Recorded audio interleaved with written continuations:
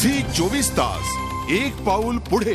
सुरुवातीला अतिशय महत्त्वाची बातमी। बेळगाव महापालिकेच्या निवडणुकीत मराठी भाषकांच्या एकजुटीला यश आलंय।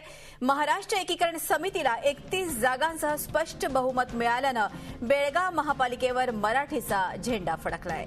या निवडणुकीत मात्र महापौर मंदा बाळकुंद्री आणि उपमहापौर रेणू किल्लेकर यांचा पराभव झालाय आणि विशेष म्हणजे मराठी उमेदवारांनीच दोघांचाही पराभव केलाय। 58 जागांच्या महापालिकेत 32 जागा महाराष्ट्र एकीकरण समितीला मिळाल्या आहेत, तर कन्नड भाषकांना 18 जागा मिळाल्या आहेत, उर्दू भाषकांना 6 जागा मिळाल्या आहेत। अजून 4 जागांचा निकाल अजून लागलेला नाही।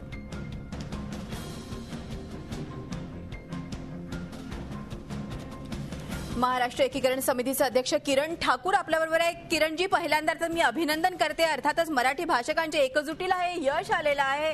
काय सांगाल, कोणाला ही श्रेय द्याल आपण?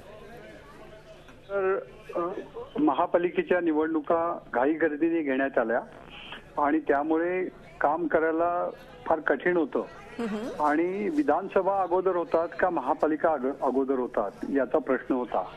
त्यामुळे तयारीला वेळ कुणालाही जास्ती मिळाला नाही। त्यामध्येच भर म्हणजे 25,000 मतं आमची गाळली गेलेली आहेत आणि त्याची सगळ्यांनी तक्रार केलेली आहे। अशा परिस्थितीत सुद्धा आमच्या जवळजवळ 32 जागा निवडून येत आहेत आणि अजून 2-3 निकाल आहेत, पण 32 जागा म्हणजे बहुमतच म्हणायला हरकत नाही।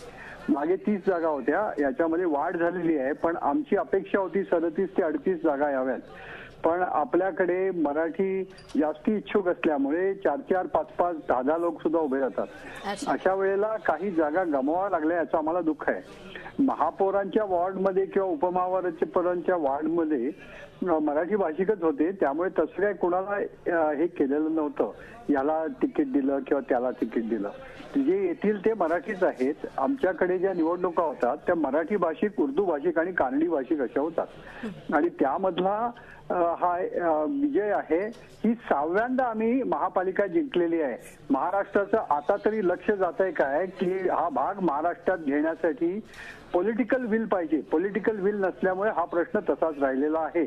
सुप्रीम कोर्ट फक्त आदेश देऊ शकेल, पण हा पार्लमेंटनेच प्रश्न सोडवायचा आहे आणि त्या दृष्टीने आता येणाऱ्या विधानसभा महत्वाच्या आहेत आणि त्यामध्ये अगोदर हे मतदार आले पाहिजेत, कारण वेगवेगळ्या तऱ्हेने आमचं खच्चीकरण केलं जातं। निवडणुकीमध्ये हरण्यासाठी म्हणून, महाराष्ट्र एकीकरण समितीला हरवण्यासाठी म्हणून मतदारच कमी करायचं कर्नाटकने सुरू केलेलं आहे। याला महाराष्ट्राने सेंट्रल ऑब्झर्व्हर पाठवले पाहिजेत आणि त्याकडनं मतदारांची यादी व्यवस्थित करून घेणं हे अत्यावश्यक आहे।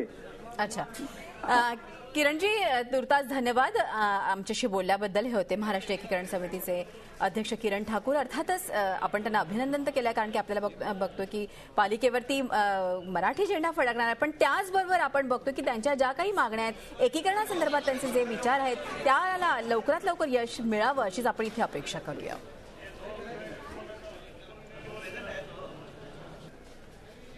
झी 24 तास एक पाऊल पुढे।